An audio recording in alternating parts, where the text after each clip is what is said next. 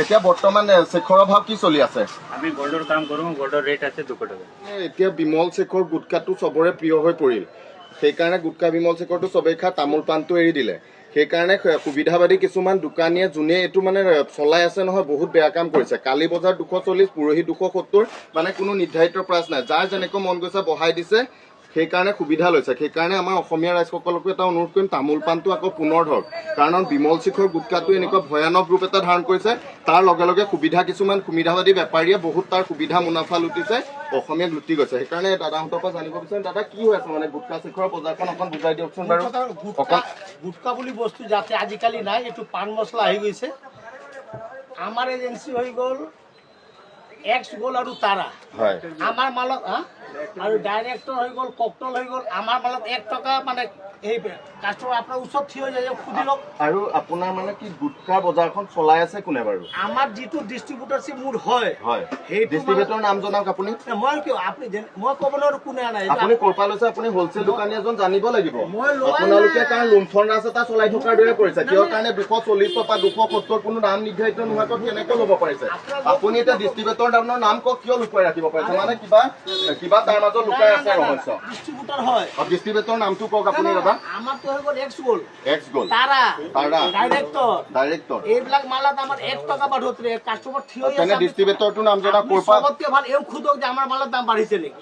মুঠতে আমি এটাই ঘটনা পাইছো, 240 270 ডেইলি কিয় দামটো উঠা বঢ়া হৈছে, কিয় নিৰ্ধাৰিত হ'ব পৰা নাই? ডিষ্ট্ৰিবিউটাৰ মেইন ৰোডত হৈ গ'ল, আপোনাৰ বেগৱানী হৈ গ'ল, ইহঁতক খুদক কিয় দাম বাঢ়িছে আমি ক'ব নোৱাৰিম। চবকে সুধিম। এতিয়া তেজপুৰৰ পৰা আমি দেখুৱাবলৈ যত্ন কৰিছো, কাৰণ গুটকা শেখৰৰ বজাৰখন চবেই খাবলৈ লোৱাৰ পিছত এনেকুৱা মানে হাহাকাৰ সৃষ্টি কৰি দিছে। সেইকাৰণে সকলোৱে এৰিবলৈ যত্ন কৰক। সেইটো একো ভাল বস্তু নহয়, বিষাক্ত বস্তু এটাহে।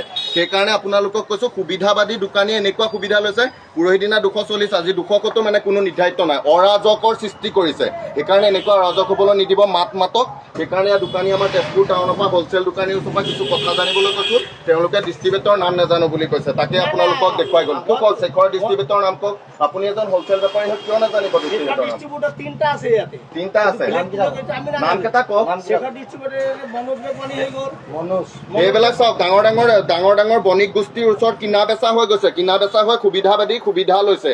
সেইকাৰণে আপোনালোকক কৈছো, বস্তুবিলাকৰ দাম জানিবলৈ চেষ্টা কৰক, মানুহক ইমান লুণ্ঠন কৰিবলৈ নিদিব। ইমান লুণ্ঠন কৰিব নাপায়, কিন্তু বহুত খেলি মেলি অৰাজকৰ সৃষ্টি হৈছে। সেইকাৰণে মাত মাতিবলৈ বাধ্য হৈছো, কোনো লুকাই নাথাকিব, মাতক।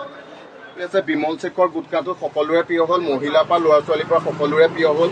সেইকাৰণে কি হৈছে, আমাৰ তামোলখন এৰিলে। বিমল শেখৰৰ বেপাৰীক এনেকুৱা সুবিধা কৰি দিছে, আজি দাম কমিছে, কাইলৈ বাঢ়িছে, অৰাজকৰ সৃষ্টি কৰি দিছে। কোনে পৰিচালিত কৰিছে নাজানো। তাকে এখন হ'লচেল দোকানী আহিলো, তেজপুৰৰ পৰা হ'লচেল দোকানৰ পৰা দেখুৱাবলৈ ধৰিছো। এতিয়া বৰ্তমান শেখৰৰ ভাৱ কি চলি আছে? আমি গোল্ডৰ কাম কৰোঁ, গোল্ডৰ ৰেট আছে 200 টকা, আছে 190।